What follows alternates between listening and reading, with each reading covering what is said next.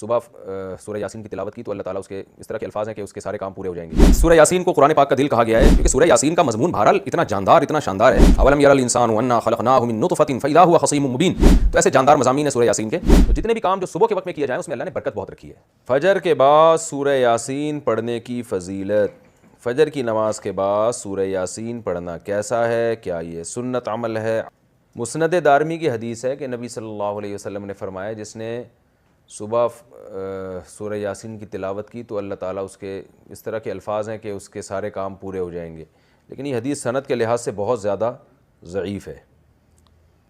سورہ یاسین قرآن پاک کا دل کیوں؟ سورہ یاسین کو قرآن پاک کا دل کیوں کہا جاتا ہے؟ اس کی کیا وجہ ہے؟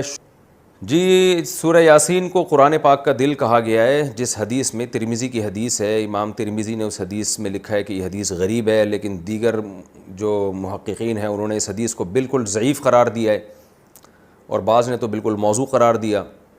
تو موضوع قرار دینے والی بات تو تھوڑی مبالغہ لگتی ہے، لیکن ضعیف بہرحال یہ حدیث ہے جس میں آتا ہے کہ سورہ یاسین قرآن کا دل ہے، اور ضعیف بھی بہت زیادہ ضعیف حدیث ہے۔ تو اب جب کوئی کسی چیز کی فضیلت میں ضعیف حدیث ہوگی تو پھر اس میں علماء کی دو رائے ہیں۔ بعض علماء کہتے ہیں کہ اس سے کوئی شرعی مسئلہ تو ثابت ہو نہیں رہا، لہذا اس حدیث کو بیان کرنے میں کوئی حرج نہیں ہے، فضائل میں ضعیف حدیث بیان کی جا سکتی ہے۔ اور بعض علماء کا موقف ہے کہ نہیں بھائی، فضائل کے باب میں بھی احتیاط کرتے ہیں کہ جی حدیث صحیح ہی ہونی چاہیے۔ تو اس میں ہمارے ہاں نا غلو بہت ہے۔ بعض لوگ کیا کہتے ہیں، کسی نے سورہ یاسین کی فضیلت میں ضعیف حدیث سنا دی تو بعض لوگ ان کے خلاف کلپ بنا کے ڈال دیتے ہیں، یہ دیکھو ان کو تو پتہ ہی نہیں حدیث ضعیف ہے اور نبی پر بہتان باندھ رہے ہیں، اور دیکھو ان کے پاس علم نہیں ہے۔ تو یہ بھی جہالت کی بات ہے، ضعیف حدیث اور موضوع میں فرق ہوتا ہے۔ تو اور بعض کیا کرتے ہیں، ان کا معیار ایسا ہوتا ہے، اتنا گر جاتا ہے کہ ان کو صحیح حدیث سے پتہ نہیں کچھ چڑسی ہو جاتی ہے، وہ کبھی کسی موضوع پر التزام ہی نہیں کرتے کہ ہم صحیح حدیث پیش کر دیں لوگوں کے سامنے۔ اس بارے میں صحیح حدیث بھی ہوتی ہیں اس موضوع سے متعلق۔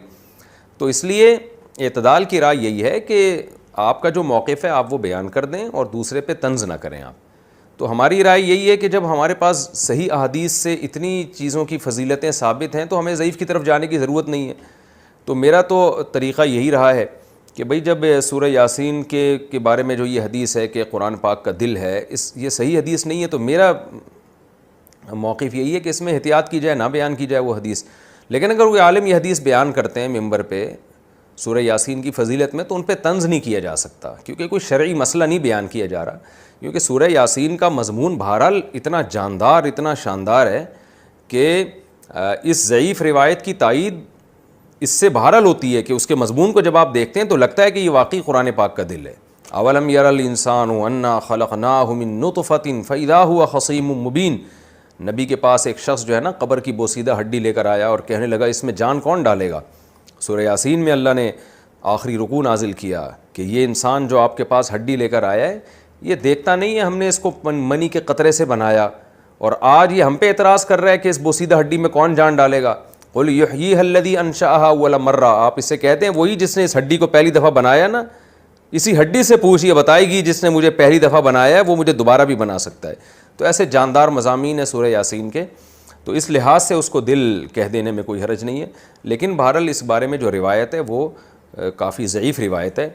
تو ہمارا ایک طرز یہ ہے کہ جو صحیح احادیث ہیں، جیسے عبداللہ ابن عباس رضی اللہ عنہ سے ایک اثر منقول ہے سورہ یاسین کی فضیلت میں، صبح و شام پڑھنا چاہیے سورہ یاسین کو، تو ایسے صحیح روایات کا اگر ہم التزام کریں تو یہ زیادہ بہتر ہے۔ پھر کبھی انشاءاللہ میں سورہ یاسین کی کوئی فضیلت اگر صحیح احادیث میں وارد ہوئی ہے تو اس پہ الگ سے انشاءاللہ میں کلپ ریکارڈ کروا دوں گا۔ عام طور پر جو صورتوں کے الگ الگ فضائل کے بارے میں جو احادیث ہیں نا وہ ضعیف ہی ہوتی ہیں عام طور پر۔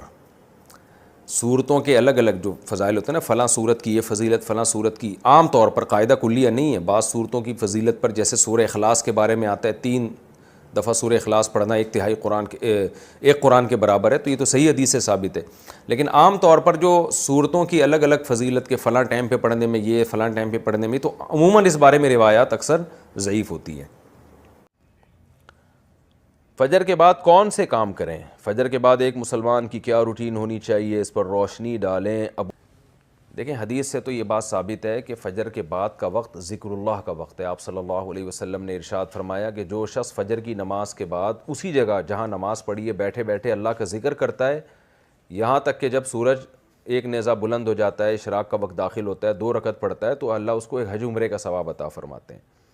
تو بہت سارے اسلاف اسی پر عمل کرتے تھے کہ فجر کی نماز کے بعد اللہ کا ذکر کیا کرتے تھے. یہاں تک فقہا نے لکھا ہے کہ فجر کی نماز کے بعد تلاوت کرنے سے بہتر ہے ذکر کرنا. تو اگر کوئی اس طرح تسبیحات نہ کر سکے تو پھر تلاوت کر لے, کیونکہ بہرحال تلاوت بھی ایک طرح کا اللہ کا ذکر ہی ہے. تو یہ وقت جو ہے نا ذکر اذکار کا وقت ہے, سب سے بہتر ہے ذکر کرے, وہ نہیں تو پھر تلاوت کرے. تو لیکن واجب کچھ بھی نہیں ہے اس میں. تو اگر آپ فجر سے پہلے کر لیں ذکر, فجر سے پہلے کر لیں تلاوت تو بھی جائز ہے. تو شریعت میں آپ کو اس کا اختیار دیا ہے. لیکن فجر کے بعد سونا فوراً, یہ بہرحال شریعت میں ناجائز حرام نہ بھی ہو لیکن ناپسندیدہ ہے. بہت سارے اسلاف سے اس کی کراہت منقول ہے. تو اگر کوئی مجبور ہو تو ایک الگ بات ہے. جیسے کسی کو رات کو نیند ہی نہ آئی ہو اور اس نے صبح 8 بجے کہیں جانا ہے, اب وہ اگر فجر کے بعد نہیں سوئے گا تو وہ آگے نیند پوری نہیں ہوگی, مسائل کھڑے ہوں گے, تو وہ الگ بات ہے, وہ سو جائے.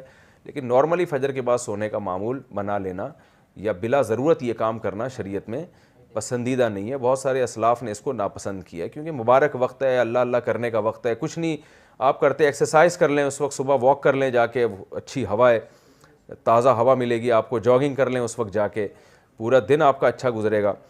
تو یہ اس قسم کی ایکٹیویٹیز کرنی چاہیے.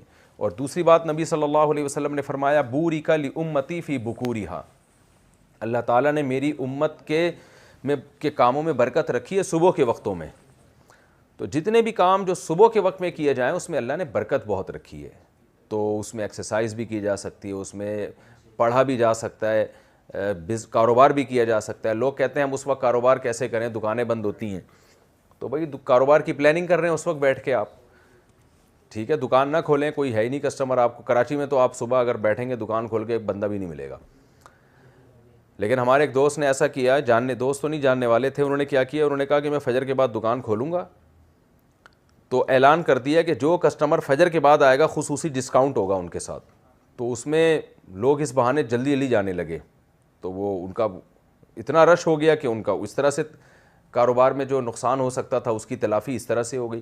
تو بہت سارے طریقے, انسان جب کھوپڑی استعمال کرتا ہے تو طریقے سامنے آتے ہیں. اور کھوپڑی استعمال بھی فجر کے بعد بہت اچھے طریقے سے ہو جاتی ہے. بلکہ سردیوں میں تو فجر سے پہلے آپ کو کھوپڑی استعمال کرنا شروع کر دینی چاہیے, کیونکہ سردیوں میں راتیں بہت لمبی ہوتی ہیں. تو یہ وقت جو ہے نا انسان کا دماغ بہت فریش ہوتا ہے اور اس وقت بہت اچھا سوچ سکتا ہے, پلاننگ بہت اچھی کر سکتا ہے. تو یہ کام فجر کے بعد یا فجر سے پہلے یا فجر کے بعد یہ کام کرنے چاہیے.